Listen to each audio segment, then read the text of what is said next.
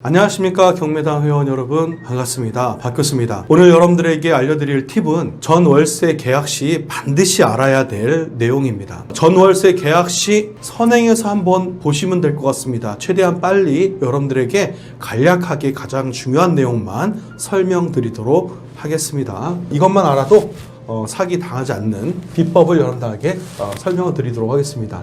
전체적인 내용은 1번부터 10번에 대한 내용이에요. 이렇게 설명을 풀어나갈 건데, 1번 등기부상의 소유권자를 확인해야 된다. 여러 가지 물건을 보면서 이렇게 방도 보고 다 하시겠지만 절차상 그 다음에 서류상의 문제입니다.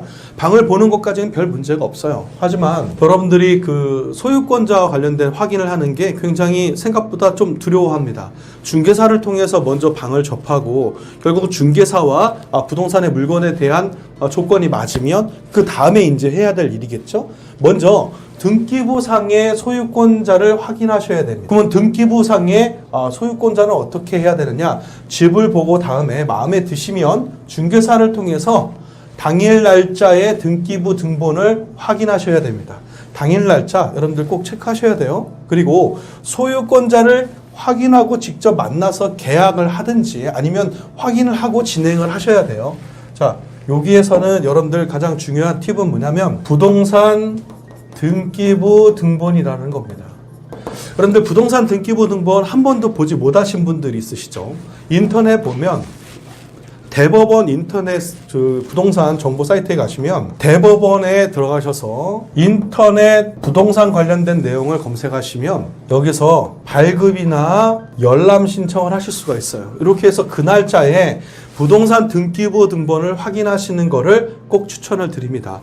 이 부동산 등기부 등본을 여러분들이 확인하신다고 하면 소유자를 확인하셔야 돼요. 소유자가 누군지. 이 소유자는 갑구에 나와 있고요. 가장 최종적으로 소유권자가 누구인지를 확인하시기 바랍니다. 그래서 소유권자를 확인하시고 나서 계약을 진행을 해라. 그래서 등기부상의 소유권자를 꼭 확인하셔야지만 됩니다. 두 번째, 중개인이 대리인인 경우 소유자와 통화로 위임관계를 확인해야 된다. 이것은 반드시 필요한 행위입니다. 여러분들 상대방이 싫어할까 이런 거 생각하시면 안 돼요. 중개사들은 오히려 이렇게 정상적인 업무의 하나로 확인을 해줘야 되기 때문에 싫어하지 않습니다. 만일 중개사가 이 부분을 꺼려한다고 하시면 다른 중개사 사무소 가시면 돼요. 그 정상적인 중개인이라면 고객이 소유자와 통화로 확인하기를 원한다고 하면 당연히 이 절차를 기분 나쁘지 않게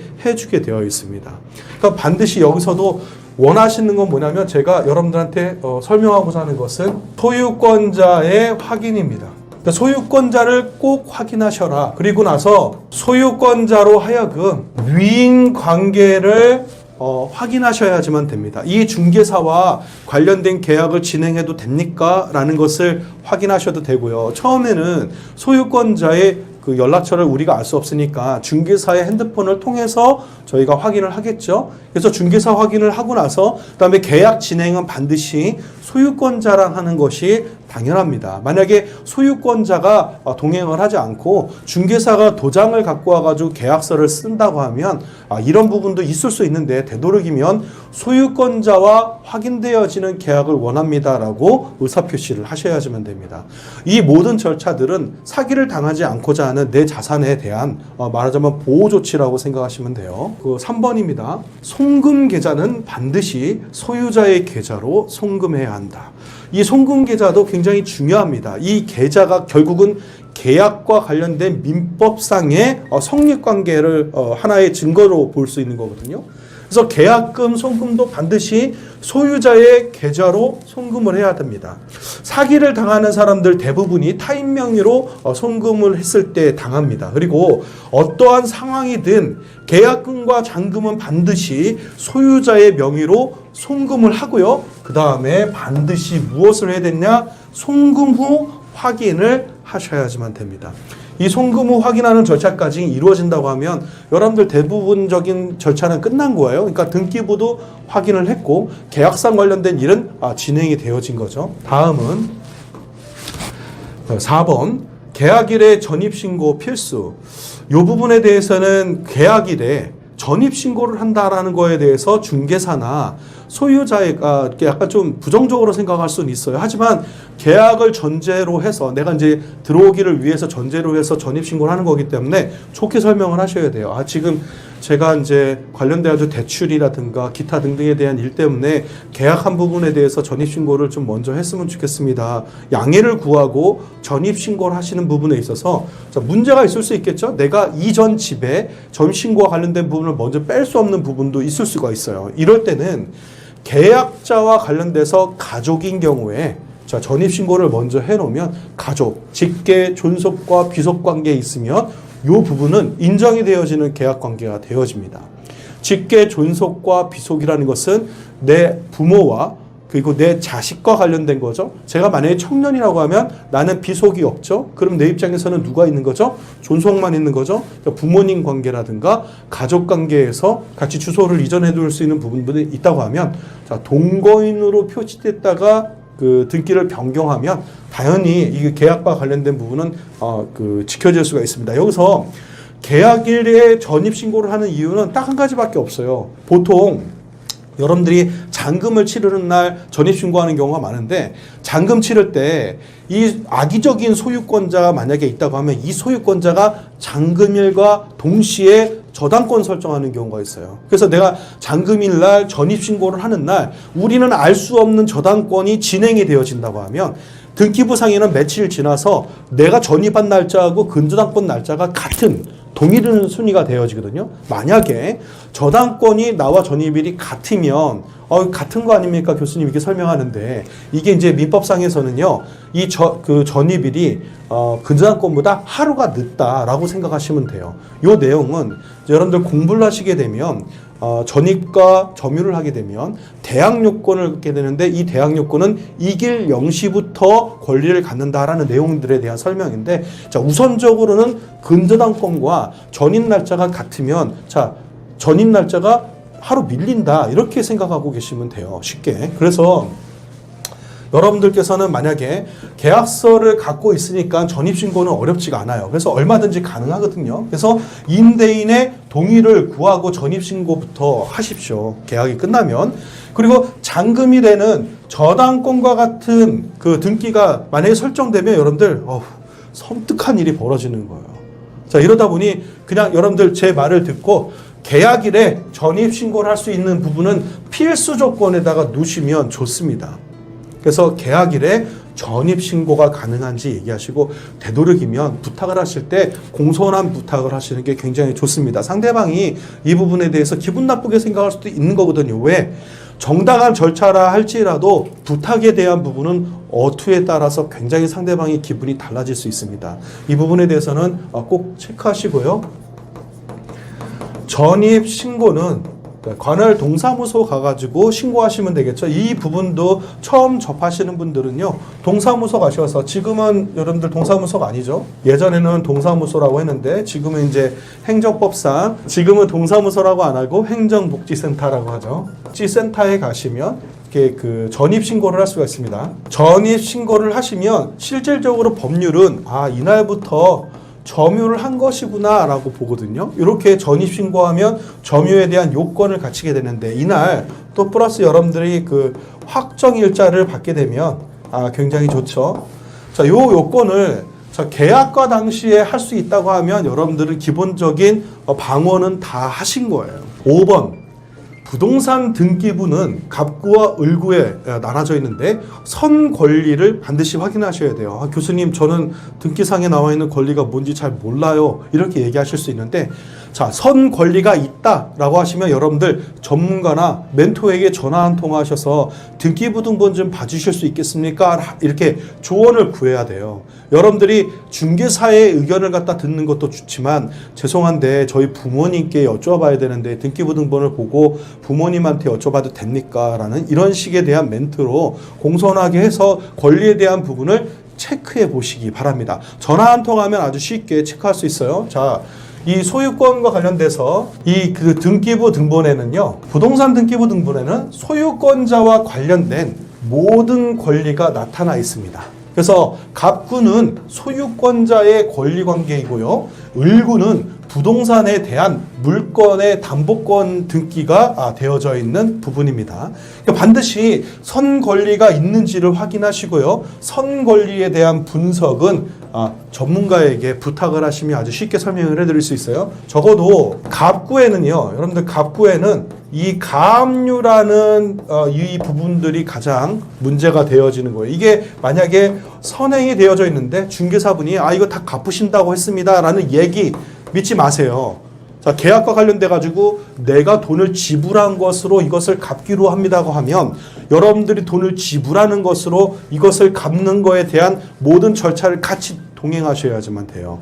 이거를 소유자에게 만약에 송금을 하고 나서 소유자가 이것을 행위를 해준다라고 얘기를 여러분들이 따라가지고 믿으시면 안 됩니다. 이런 절차는 이전에는 여러분들 믿고 했었어요. 하지만 법률상 문제들이 이제 너무나 어이없는 곳에서 터지고 하니까 만약에 갑구에 가압류나 기타 내가 계약하기 전에 만약에 권리에 대한 부분들이 압류가 돼 있거나 혹은 다른 권리가 있다고 하면 이 부분은 꼭 체크를 하셔야지만 돼요. 자, 그리고 을구에는 여러분들 설명을 했죠. 이 부동산과 관련된 담보권 등기들이 을구에 기재가 되게 되어 있어요. 그러니까 거의 대부분 을구에 그 부동산에 대해서 은행 대출이 여기에 기재되어지거든요. 이 은행 대출이 대표적인 게 근저당권이라는 거예요. 이 근저당권 여러분들 이 근저당권이 있어도 중개사분들이 이건 걱정 안 하셔도 돼요. 담보가 확실하고 뭐 주인이 직업이 어떻고 재산이 어떻고 이런 얘기를 합니다. 여러분들 그 말 믿지 마시고요. 근저당권 설정한 부분에 있어서 이 근저당권 설정에는 몇 가지 성능 기능이 있어요. 임차인과의 관련돼서는요. 첫 번째가 뭐냐면 이 근저당권에 대해서 첫 번째 문제는 금액이에요. 이 금액에서 보면 실질적인 대출 금액과 여러분들 채권에 대한 최고액이라는 금액이 설정되어 있죠. 실질적으로는 대출을 1억을 받았지만 채권 최고액 값은 1억 2천이라는 등기가 이렇게 기재되어 있거든요. 일반적으로 중개사분들이 얘기할 때는 대출이 1억입니다 라고 얘기하지만 저희가 임대차 계약을 할 때는 이 채권은 1억 2천으로 계산하시는 게 현명한 방법입니다. 그러니까 만일의 경우 여기가 문제가 발생하게 되면 이자가 계속 늘어서 1억 2천까지는 꽉 찬다라고 생각하시면 돼요. 그래서 이 선행에 대해서 근저당권이 만약에 존재한다고 하면 이 근저당권의 두 번째 기능은 뭐냐면 또 날짜입니다. 이 근저당권이 설정되어진 날짜가 저희한테는 굉장히 중요해요. 보통 오래되어진 구건축물에서는 구축물권에서는 이 근저당권이 아주 오래전에 설정되어졌을 수가 있어요. 오래전에 설정됐었으니까 근저당권 금액이 작으면 교수님 좋잖아요. 절대 아닙니다. 이 근저당권이 오래전에 설정이 되어져 있으면 이 담보 설정되어진 그 해 기준으로 여러분들 최우선 변제라는 금액이 있어요. 이것이 이제 소액 임차인들에게 국가가 최선적으로 보호해주는 그 기준이 최우선 변제 그 기준이 이 근저당권 설정 날짜로 가버려요. 그러니까 과거로 가버리면 과거에서는 소액 임차인들의 보증금의 한도액이 점점 작아졌겠죠. 세월이 지나면서 점점 늘어났겠죠. 최근에는 최우선 변제 금액이 서울 지역 기타 뭐 과밀 지역이나 이런 지역에 따라서 금액이 다르거든요. 보통 서울이 만약에 최우선 변제 금액이 3,700이라고 하면 여러분들은 3,700에 대한 보증금을 최우선적으로 받으실 수가 있어요. 근데 만약에 이렇게 근저당권 설정 날짜가 굉장히 오래됐으면 그 날짜 기준으로 최우선 변제 금액이 1,200만 원일 수도 있단 말이죠. 그래서 요 최우선 변제 금액의 기준이 되어지는 근저당권 설정 날짜가 굉장히 중요합니다, 여러분. 자, 세 번째 근저당권 효과가 있어요. 이 근저당권이 만일의 경우 경매라는 것을 통해서 만약에 문제가 생긴다고 하면 이 이후에 저희는 배당과 관련된 문제가 발생할 수 있습니다. 임차인은 만일의 경우 이렇게 근저당권이 현행이 없다고 하면 여러분들은 굉장히 좋아요. 그러니까 등기상이 깨끗하다고 하면 여러분들 무조건 오케이입니다. 하지만 먼저 근저당권이 있는 경우가 많아요. 그래서 이 근저당권에 대한 체크사항은 그러니까 1, 2, 3번 이렇게 좀 기억을 해 두셔야지만 됩니다. 가장 중요한 거 날짜를 잊지 마십시오. 자, 표에 관련돼서 공부를 더 하시다가 보면 인터넷에 네이버에서 최우선 변제금이 뭐야? 우선 변제금이 뭐야? 이거 한 번씩 검색해 보실 필요가 있는데 제가 오늘 간단하게 설명을 하고 넘어가겠지만 반드시 기억하셔야지만 됩니다. 민법에는 그 대항력이라는 단어가 나오는데요. 저희는 만약에 그 전세와 월세 관련된 계약을 한다고 하면 다른 거 다 몰라도 이 대항력이라는 단어는 꼭 기억하셔야 돼요. 이 대항력이라는 단어는 우리나라에 주택과 상가에 대한 임대차 보호법이라는 것이 있거든요. 그 임대차 보호법에 대해서 주택 임대차 보호법 중에 이걸 줄여서 이제 주임법이라고 설명하는데 대항력이라는 단어가 나옵니다. 그러니까 이 주임법상의 선순위 임차인이 갖는 강력한 보호 권리라고 보면 돼요. 이 대항력은요, 내가 선순위 임차인이면 주인이 바뀌거나 경매가 돼도 전혀 상관이 없어요.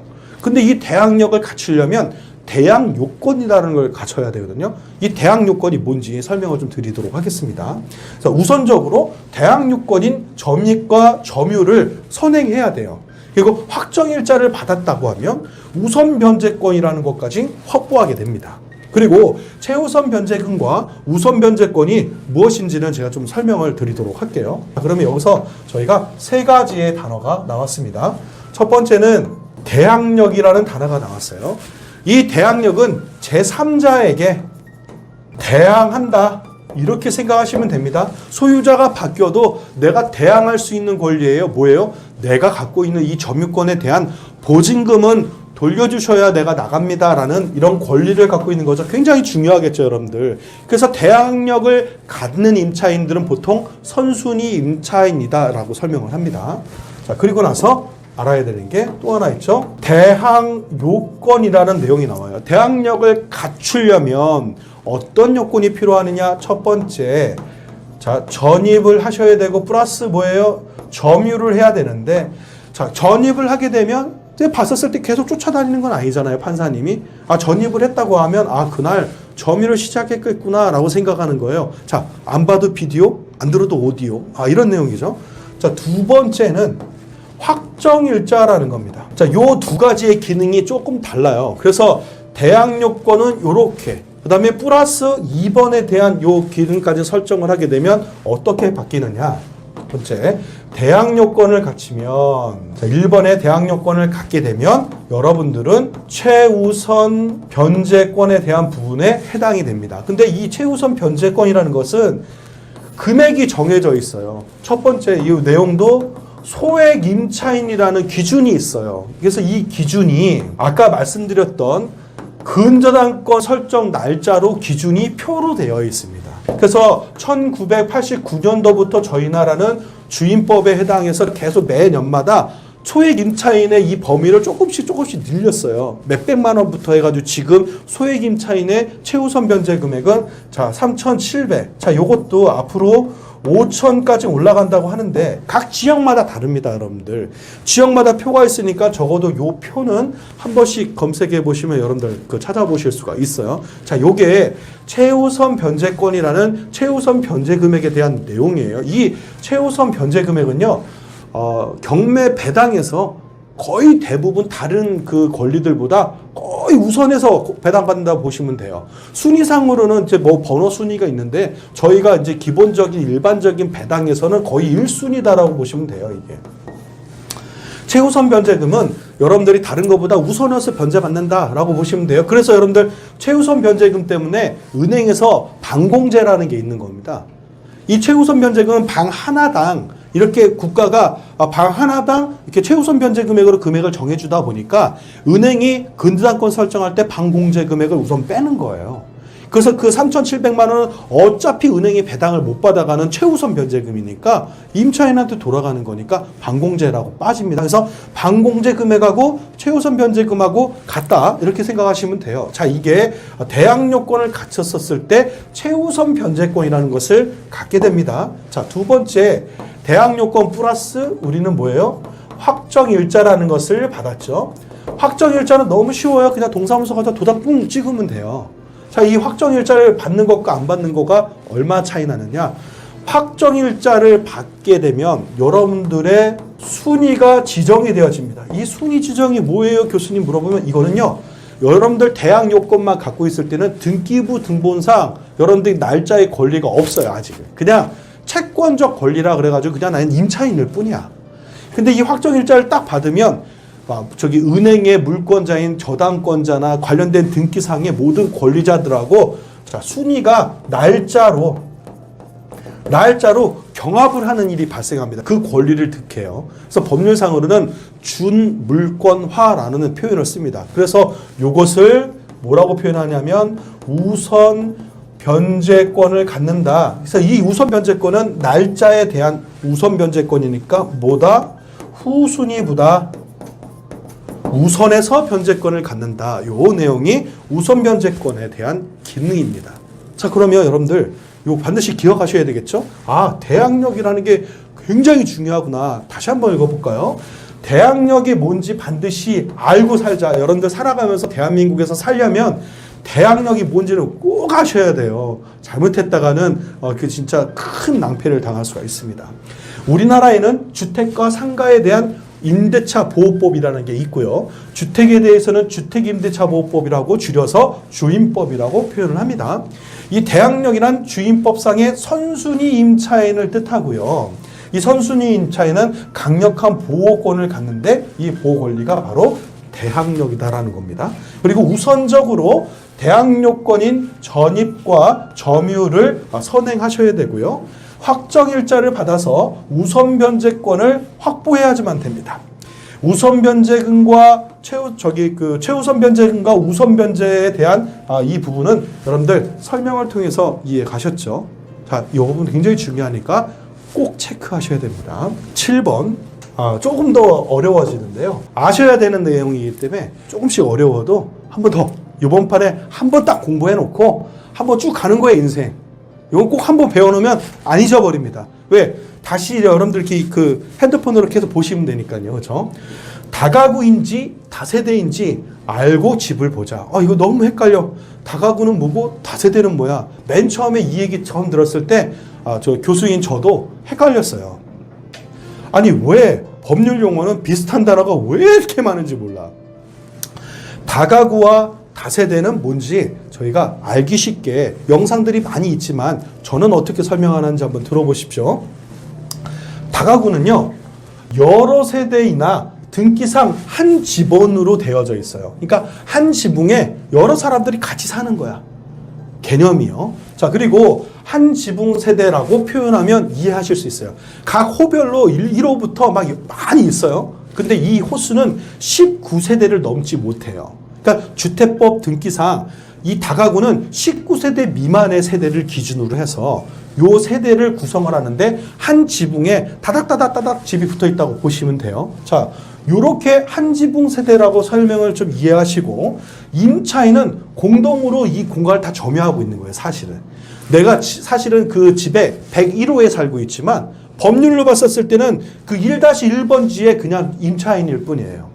그러니까 호수 지정은 여러분들이 알기 쉽게 갑돌이는 101호, 갑순이는 102호 이 형태상 필요한 거예요. 다가구는요. 나머지는 중요하지가 않습니다. 등기부를 띄워보면 그냥 다 한 집에서 사는 사람이에요. 법률상 봤을 때는. 자, 이런 개념으로 보는 게 다가구입니다. 그래서 다가구는요. 주인이 모든 세대 다 계약을 해야 돼요. 한 주인이야. 한 주인이 이 1호부터 시작해서 1층, 2층, 3층을 한 주인이 다 계약을 하는 형태가 거의 다가구 형태입니다. 그러니까 중개사가 한 건물을 관리하는데 주인이 한 명이야. 대부분이. 그러니까 주인 한 명이 1호도 계약을 하고 2호도 계약을 합니다. 여기서 더 웃기는 건 뭐냐면 다가구는요. 계약 기간이 끝나가는데 오늘 갑자기 집에 물이 들어와. 뭐야. 근데 산지 얼마 안 되지도 않았는데 주인한테 얘기했더니 주인 아저씨 여기 집 좀 고쳐주세요 그랬더니 학생 그럼 여기 물 들어오니까 그 옆방으로 옮겨. 네? 옆방으로 옮기면 됩니까? 괜찮아. 옆방으로 옮겨. 그럼 계약서 다시 써야 되잖아요. 아니 괜찮아. 옆방으로 옮겨도 상관없어. 여기 그냥 다 똑같아. 요런 개념이에요. 나는 101호에서 분명히 계약서를 썼는데 102호를 가도 권리가 똑같아. 그리고 계약한 날짜가 1월 1일 날 내가 집에 들어갔다가 집에 물난리가 나가도 3월 1일 날 이사를 해서 옆집으로. 그래도 나는 계약일이 1월 1일이에요. 이게 다가구의 원래 법률적인 행동이야. 그러다 보니까 다가구는 그때 뭔지는 알 것 같아. 그러면 다가구를 한번 그려볼게요. 다가구는 이렇게 집에 이게 1, 2, 3, 4 이렇게 살고 있는데요. 모두 한 집에서 살아. 그래서 101호든 102호든 이 사람들 다 같은 집에 사는 거예요. 자, 103호든 104호든 이 사람 모두 다 하나의 권리 안에서 이렇게 묶여 있습니다. 요게 다가구에 대한 그 형태예요. 그래서 한 지붕 세대라고 보시면 돼요. 분명히 집이 다른데 그 전기세도 다 따라서 내는데 이 전기세는 여러분들 이렇게 n분의 1로 나눠진 거예요. 여기에 계량기를 둬서 여기에 점유 공간의 전기가 만약에 10kW 쓴 거고 얘는 5kW 썼으니까 금액이 하나 나온 거에서 이렇게 나눈 거예요. 다가구는요. 호별로 세대를 정해가지고 이렇게 여기가 그 전기세 얼마고 이렇게 나오지 않습니다. 그러니까 다가구는 주인이 하나가 권리를 다 하는 거예요. 그냥 하숙집이에요, 여러분들. 세대로 사는 거야. 그런 개념을 보시면 다가구는 이해하기가 쉬워요. 옛날에는 하숙집에요. 그 옆방 총각이야. 몇 호 아냐. 거기 그 가운데 방 총각. 이게 좀 약간 좀 시대적으로 안 맞으니까 거기가 103호가 된 거예요. 어느 날 갔다 봤더니 104호가 없어. 105호야. 그 주인 마음이야. 104호가 없어. 집에 갔더니 왜? 4자 싫어가지고 우리 그거 4자 안 써요. 봤더니 101호, 102호, 103호, 105 이렇게 있어. 근데 그 모두 다 1-1번지의 점유자들이야. 이게 다가구예요. 자, 그러면 다세대는 뭐냐? 그 반대야. 너무 쉬워. 각 세대별 주인이 다 따로 있어. 다세대인데 주인이 하나야. 그 사람은 다주택자예요. 다가구인데 여러 사람이 있잖아요. 그 사람은 그냥 1가구 주택이에요.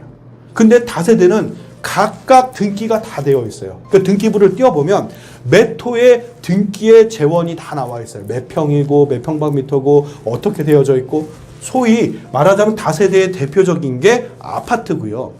연립도 다세대에 해당합니다. 근데 연립과 주택도 다 다세대예요. 하지만 다가구는 그냥 주택이다라고 표현하는데 주택 중에 방이 많은 거야.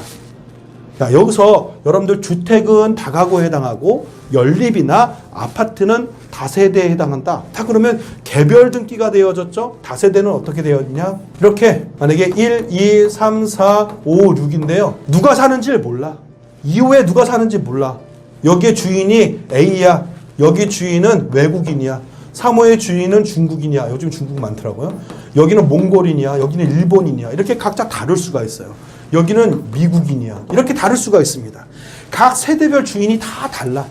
그래서 이 세대별 이 등기부가 다 각자 따로 있어요. 등기부를 열람하게 되면. 근데 이 다가구는요. 등기부를 띄워보면 하나야. 내가 어디 사는지 몰라. 그냥 등기부에 띄워보면 그냥 홍길동 집에 그냥 집원만 나와. 나는 안 나와. 그러면 나는 뭐냐? 세대상 임차인의 권리만 있을 뿐이고, 내가 만약에 확정일자를 받았다고 하면 확정일자상 채권자의 권리만 있는 게 다가구입니다. 자, 그러면 다가구 위험하겠죠. 여러분들 다가구와 다세대, 되도록이면 다세대의 전세와 월세를 사셔야 되고요. 다가구로 가실 때는 무조건 죽었다 깨어나도 최우선 변제금은 기억하셔야 되는데, 여기서 또 최우선 변제금도 너무 웃긴 게 뭐냐면 각자 다 나눠 가져야 돼. 세입자들 수가 많으면 많을수록 이 모두가 다 임차인들 나눠 가져야 돼. 되도록이면 다가구의 전월세는 가지 말아라. 되도록이면 차라리 그냥 다가구는 피하십시오. 돈이 없어? 그러면 보증금을 줄여서 가세요. 차라리 월세를 조금 더 내는 게 자신의 그 재산을 지키시는 거예요. 보증금을 최대한 작게 가라. 다가구. 보증금을 최대한 많이 가져가고 월세를 적게 가라. 다세대. 이렇게 기억하시면 여러분들의 자산을 지키기가 쉽겠죠. 설명을 마무리를 다 읽어보도록 할게요. 다가구는 여러 세대의 등기가 한 집원으로 한 지붕의 세대로 이루어져 있고요. 임차인은 공동의 점유 공간을 사용하는 것과 똑같은 주거 형태예요. 각 호실은 단지 점유 공간을 분리한 것일 뿐이고 모두가 같은 집원의 공동 점유자다라고 보시면 됩니다. 하지만 다세대는요. 여러 세대가 각각의 등기로 되어져 있고 세대가 분리된 소유권을 갖고 각 세대별 독립된 점유권을 갖고 있습니다. 각 세대별 호실은 분리된 점유권을 갖고 있어요. 따라서 다가구보다 안전한 권리를 갖고 있는 형태가 다세대고요. 최우선 변제금과 우선 변제권도 각각 갖게 되어 있습니다. 당연히 다세대와 다가구는 정말 비슷한 글씨지만 완전 다른 권리다. 완전 다른 부동산이다. 이렇게 생각하시면 돼요. 다가구는 공동의 권리를 갖게 되므로 안분비례 형태를 가지만 공동의 채권자가 된다. 그러니까 다가구에 사시게 되면요, 그 주인한테 돈 빌려주고 공동이 같이 사는 거예요. 그런 개념으로 보시면 돼요. 자, 요거 굉장히 중요합니다. 꼭 인지하시고 공부하실 때 다가구와 다세대를 먼저 공부하시고 넘어가셨으면 좋겠습니다. 자, 이제부터는요, 어떤 경우에 사기가 많이 있는지 꼭 체크해야 될 부분 중에 하나예요. 여러분들 만약에 전세 물량이 나왔어. 너무 없어. 내가 가야 되는데 중개사 딱 받아보니까 신축 건물이 나왔어. 너무 새 거야. 아주 전세 물량 가서 딱 봤더니 수분양자 또는 매수인과 전월세 계약을 해야 된대요. 그 어차피 뭐 수분양자라고 해도 그 사람이 결국 분양받은 사람이니까 소유권자라고 생각을 하잖아요. 근데 아닙니다. 여러분들 반드시 등기상의 소유자와 계약을 해야 돼요. 제가 이 부분은 중개사를 10년 동안 가리키면서 중개사 교육에 제가 3개월 과정에 꼭 들어가는 과정 중에 하나입니다. 수분양자 또는 매수인과 계약을 할 때는요, 반드시 등기상의 소유자와 계약을 해야 돼요. 수분양자가 A라 할지라도 예, 수분양자세요. 그럼 저는 저기 소유자하고 계약을 하는 겁니까? 이렇게 물어보셔야 되는 거죠. 또 하나 매수인이야. 그 매수인이 전세나 월세를 끼고 부동산을 살려고 하는 거예요. 자, 그러면 저는 그 등기상의 소유자하고 계약을 하는 건가요? 이렇게 물어보시면 되는 거예요. 자, 반드시 누구라? 등기상의 소유자랑 계약을 해야 된다. 절대로 법으로 보호받지 않습니다. 왜? 잔금 이행 전에는 아직 등기상의 소유자가 아니에요. 자, 그러면 수분양자 또는 매수인은 등기상 소유자가 아닙니다. 반드시 등기상의 소유자와 계약을 하지 않으면 법적인 계약을 한 것이 아닙니다. 사기는 빈틈에서 시작됩니다. 여러분들께서 만약에 관련돼서 계약을 했다고 하면 이 사기에 관련돼서 여러분들은 동조자가 돼버린 거예요. 반드시 수분양자 매수인과 할 때는 소유권자를 찾아라. 반드시 등기상의 소유권자 계약을 하지 않으면 법적인 계약을 한 것이 아니다. 굉장히 중요합니다. 이 부분 사기가 제일 많고 뉴스에서 많이 나오는 분양사기가 다 여기에 해당합니다. 그러니까 수분양자하고 계약을 하시면 안 되는 거예요, 여러분들. 매수인이라고 해서 그 사람 권리자가 아니에요. 아직까지는 등기상에 나와 있지 않습니다.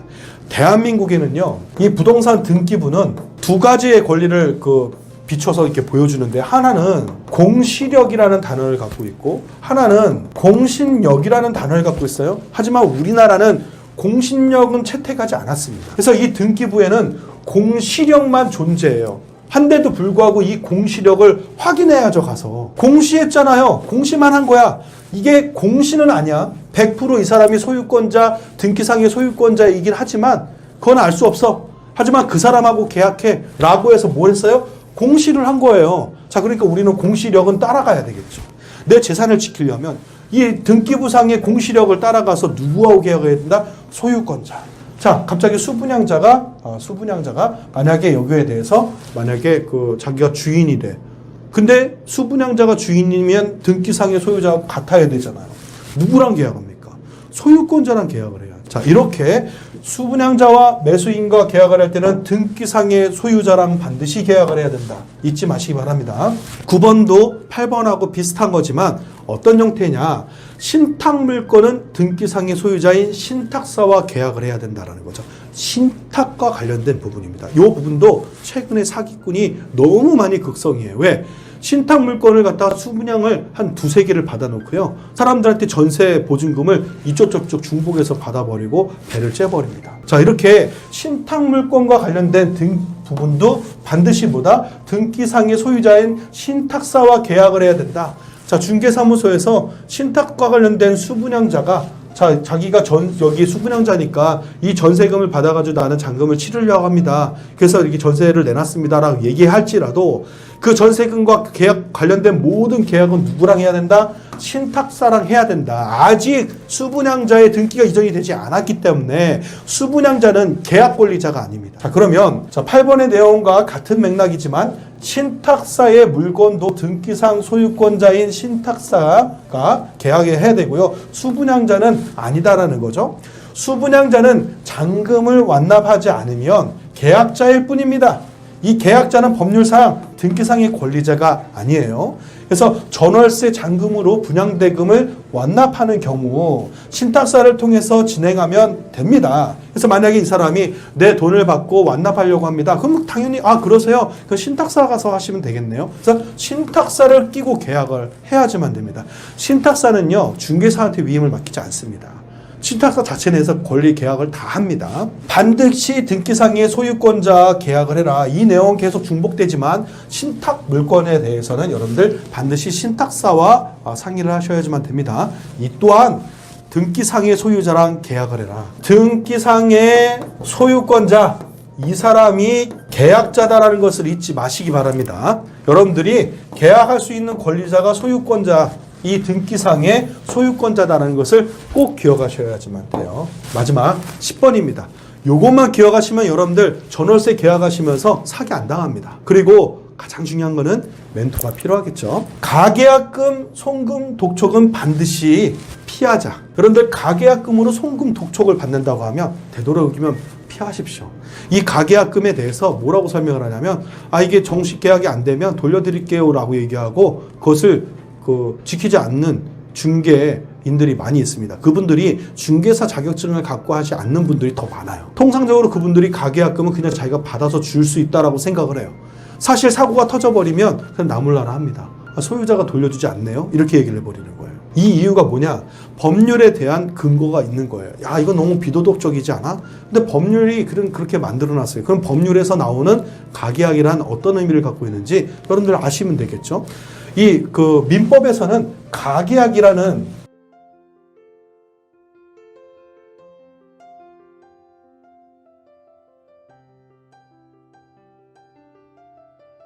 중개사 자격증을 갖고 하지 않는 분들이 더 많아요. 통상적으로 그분들이 가계약금은 그냥 자기가 받아서 줄 수 있다라고 생각을 해요. 사실 사고가 터져버리면 그냥 나몰라라 합니다. 소유자가 돌려주지 않네요. 이렇게 얘기를 해버리는 거예요. 이 이유가 뭐냐? 법률에 대한 근거가 있는 거예요. 이거 너무 비도덕적이지 않아? 근데 법률이 그렇게 만들어놨어요. 그럼 법률에서 나오는 가계약이란 어떤 의미를 갖고 있는지 여러분들 아시면 되겠죠? 이 민법에서는 가계약금이라는 단어가 없어요, 여러분들. 민법에서는 단어가 하나 존재하는데 이행의 착수라는 단어가 나옵니다. 민법 565조에 보면 이행의 착수라는 단어가 나와요. 이 말은 뭐예요? 이행할 거야? 그러면 착수해. 이게 이제 계약금이에요. 자, 이행을 하지 못해? 그러면 이걸 대해서 해약을 한 거야? 그럼 해약은 누가 한 거야? 이걸 따지는 게 민법이에요. 자, 그러면 계약금이 꼭 10%여야 된다라는 내용도 민법에는 없어요.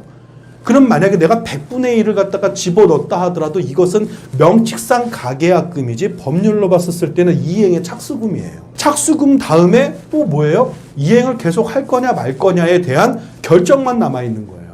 자, 이행을 계속 할 것 같으면 10%를 계약하세요. 조건이 붙은 거죠. 그러면 저희가 가계약금을 100분의 1을 걸었으면 10%를 갖다 맞춰주려고 하면 또다시 나머지를 비용을 지불하잖아요. 그게 다 이행의 착수에 대한 내용으로 바라볼 뿐이지 그런 단어는 존재하지 않습니다. 중도금 또한 민법에는 없는 말이에요. 단지 뭐예요? 계약을 계속 이행하겠습니까? 그러면 날짜를 정해서 이행 착수 형태로 보는 거예요. 말 그대로 이행의 착수는 계약 불이행과 이행만 존재합니다. 자, 계약 계속 할 거예요? 아니면 계약 그만할 겁니까? 이 두 가지 조건밖에 없어요. 그럼 뭐예요? 돌려받지 못하는 돈이란 뜻이에요. 자, 그래서 가계약이라고 할지라도 이것은 뭐예요? 이행의 착수금으로 보기 때문에 계약금과 같은 효력을 갖는다라는 거죠. 다만 이것은 갑이 누구냐에 따라서 다릅니다. 계약서를 쓰지 않은 형태의 돈을 송금한 거기 때문에 법률상 봤었을 때 소유자는 돈을 받고선 나는 계약금이나 돈을 안 돌려줘 라고 얘기할 수 있어요. 그러면 본인은 뭐예요? 돈을 송금한 을의 입장에서는, 계약자 입장에서는 계약서를 쓰고선 송금을 했어야 되는데 본인이 실수한 거예요. 그러다 보니 가계약금, 송금, 독촉은 피해야 되는 게 법률상 맞는 겁니다. 이 피해에 대한 구제는 쉽지가 않아요. 여러분들 500만 원, 1000만 원, 100만 원 이런 돈 때문에 여러분들 형사고발하고 민사소송을 하게 되면 왔다 갔다 인건비가 더 들어요. 그건 꼭 상대방도 압니다. 그럼 법대로 해. 법대로 해서 받아갈 수 있으면 해. 기다려요. 법이 판결하면 그때 주면 돼. 근데 그 행위 자체에 내가 그 돈을 받기 전까지 들어가는 비용과 내 인고가 너무 강하다는 거죠. 자, 요렇게 해서 여러분들 이행의 착수라는 단어로 계약을 기억하시면 됩니다. 그러니까 나는 이행 착수금으로 돈을 준 거고 그게 서류화 써졌을 때 계약과 증권과 잔금에 대한 내용으로 써지는 것뿐이에요. 나는 이행의 착수를 위해서 계속 이것을 쓴 겁니다. 자, 그러면 나한테는 계약 불이행과 이행에 대한 존재만 남는 거예요. 이렇게 이해하시면 전월세 계약 때 여러분들 반드시 사고 나는 일은 없을 겁니다. 오늘 영상은 여러분들 반드시 기억하셔서요. 주변에 필요하신 분들이 있다고 하면 뭘 알려주십시오. 그리고 자녀분들이 만약에 사회에 이렇게 출가하려고 하면 이 영상과 이 파일을 한번 자녀한테 읽어보라고 얘기해 봐 주십시오. 아주 쉽게 설명을 드렸는데 요거보다 조금 더 깊은 내용이 들어가는 것은 거의 공부 수준이에요. 요 정도는요, 가벼운 팁으로 생각하시고 알고 있으셔도 여러분들 사기당하지 않습니다. 우리 경매당 회원분들과 그리고 기타 다른 그 유저분들께서 이 영상을 보신다고 하면 많은 분들한테 소개해 주셨으면 좋겠습니다. 좋아요, 구독, 알림 해주시면 제가 더 좋은 영상으로 여러분들에게 도움이 되도록 하겠습니다. 박 교수였습니다.